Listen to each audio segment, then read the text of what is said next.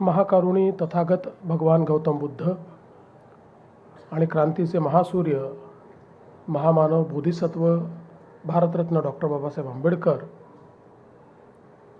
यांच्या महापरिनिर्वाण दिनाच्या निमित्ताने त्यांना विनम्र अभिवादन करतो। आजच्या या कार्यक्रमामध्ये मंचावर उपस्थित महाराष्ट्राचे राज्यपाल आदरणीय आचार्य देवव्रतजी, आपले लोकप्रिय उपमुख्यमंत्री माननीय एकनाथराव शिंदेजी, माननीय अण्णा बनसोडेजी, माननीय संजय शिरसाटजी, माननीय मंगलप्रभात लोढाजी, माननीय आनंदराज आंबेडकरजी, माननीय आशिष शेलारजी, माननीय नरेंद्र जाधवजी, माननीय संजय बनसोडेजी, अमित साटमजी, चित्राताई वाघ, कालिदास कोळंबकरजी, राहुल शिवाळेजी, महानगरपालिकेचे आयुक्त भूषण गगरानीजी, नागसेन कांबळेजी, भाई गिरकरजी, अमर साबळेजी, श्री विजय सूर्यवंशी, श्रीमती आचल गोयल, श्री प्रशांत नारनवरे, श्री देवेन भारती, श्रीमती अश्विनी जोशी, या ठिकाणी उपस्थित सर्व भगिनी आणि बंधूंनो, महामानव भारतरत्न डॉक्टर बाबासाहेब आंबेडकरांच्या महापरिनिर्वाण दिनाच्या निमित्ताने त्यांना अभिवादन करण्याकरता आणि या देशाला संविधानाच्या माध्यमातून त्यांनी जो मार्ग दाखवला त्या मार्गावर चालण्याची पुन्हा एकदा प्रेरणा प्राप्त करण्याकरता आपण सर्व लोक या ठिकाणी एकत्रित आलो आहोत। आपल्याला कल्पना आहे की खऱ्या अर्थानं आपल्या देशामध्ये, आपल्या समाजामध्ये एक प्रचंड मोठी विषमता तयार झाली होती आणि या विषमतेने आपल्याच समाजातील अनेक लोकांना मानव म्हणून जगण्याचा अधिकार हा हिरावून घेतला होता आणि अशा परिस्थितीमध्ये समाजामध्ये मोठी जागृती आणून एक समतायुक्त अशा प्रकारचा समाज तयार झाला पाहिजे या भावनेतनं या विषमतेलाच आपली शक्ती बनवून भारतरत्न डॉक्टर बाबासाहेब आंबेडकरांनी ज्ञान संपादित केलं आणि त्या ज्ञानाच्या आधारावर समाजामध्ये समतेचं रोपण केलं, समाज जागृत केला आणि स्वतंत्र भारतामध्ये एक असं संविधान आपल्याला दिलं की ज्या संविधानाने आपल्या देशामध्ये समतेचं राज्य तयार केलं, समाजामध्ये बंधुता निर्माण केली आणि त्यासोबत सर्वांना संधीची समानता दिली। कुठल्याही जात, धर्म, वर्ण, रंग अशा भेदभावांना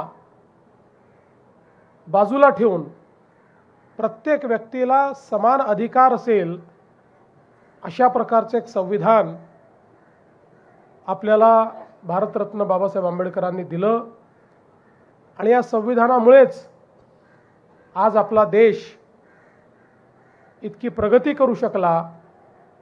आज आपण जगातली चौथी सर्वात मोठी अर्थव्यवस्था झालो, लवकरच तिसरी अर्थव्यवस्था होऊ।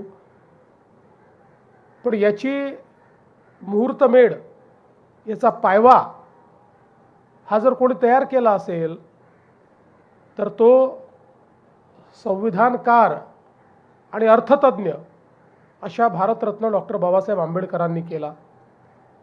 बाबासाहेबांच्या कार्याचं आपल्याला सगळ्यात महत्त्वाचं जर प्रत्यंतर काही असेल तर मला या निमित्ताने सांगितलं पाहिजे की नुकतेच माझ्याकडे न्यू जर्सीचे गव्हर्नर आले होते आणि त्यावेळेस बोलताना त्यांनी एक गोष्ट सांगितली की आमच्याकडे एक चूक आम्ही केली। आज न्यूयॉर्क, न्यू जर्सी सारख्या महत्त्वाच्या भागामध्ये विजेची कमतरता आहे. मी त्यांना सांगितलं की अमेरिकेत इतकी वीज आहे आणि मग तुम्हाला कमतरता का भासते. त्यावेळेस त्यांनी सांगितलं की आमच्याकडे स्टेट ग्रीड आहे, आमच्याकडे नॅशनल ग्रीड नाही. आणि मग त्याच वेळी मला हे लक्षात आलं की बाबासाहेब किती द्रष्टे होते.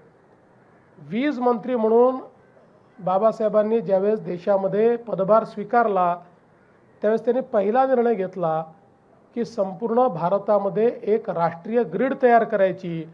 भारताच्या कुठल्याही भागातनं कुठल्याही भागामध्ये आपल्याला वीज नेता आली पाहिजे.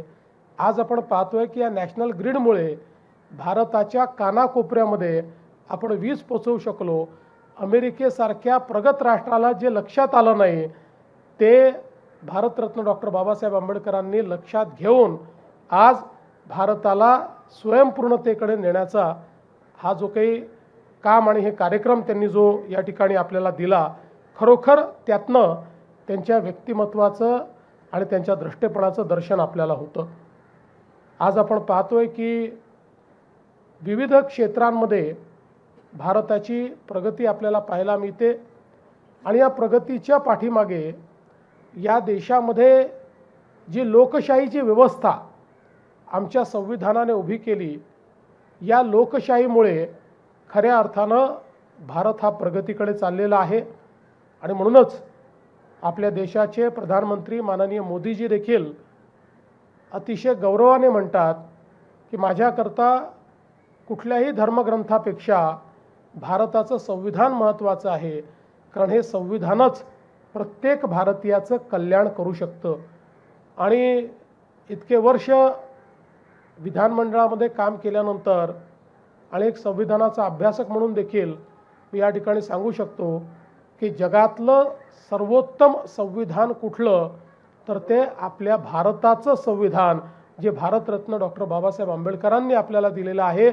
कुठलाही सामान्यातल्या सामान्य माणसाचा प्रश्न असो किंवा कितीही कॉम्प्लिकेटेड प्रश्न असो, या प्रत्येक प्रश्नाचं उत्तर या संविधानामध्ये आपल्याला सापडतं. आणि म्हणूनच या महामानवाला अभिवादन करणं आणि त्यांच्याकडनं प्रेरणा घेणं हे आपल्याकरता सगळ्यांकरता अत्यंत महत्त्वाचं आहे. खरं म्हणजे त्यांच्या जीवनाबद्दल त्यांच्या कार्याबद्दल आपण जेवढं बोलावं तेवढं कमी आहे. खऱ्या अर्थानं त्यांनी खूप मोठ्या प्रमाणात हे सर्व कार्य या ठिकाणी केलेलं आहे. आणि म्हणून आजच्या प्रसंगी मी एवढंच सांगतो की आपण प्रयत्न करूया की आनंदराजजींनी मगाशी सांगितलं की काही अजून आपल्याला व्यवस्था केल्या पाहिजे, त्या व्यवस्था तर आपण करूच, पण पुढच्या आपल्या महापरिनिर्वाण दिनाच्या पूर्वी शक्यतोवर आपल्या इंदू मिलचं जे स्मारक आहे ते स्मारक पूर्ण व्हावं अशा प्रकारचा प्रयत्न आपण करूया. मी पुन्हा एकदा माझं बोलणं या ठिकाणी थांबवतो. महामानवांना या ठिकाणी विनम्र आदरांजली देतो. धन्यवाद. जय हिंद, जय भीम, जय भारत, जय महाराष्ट्र.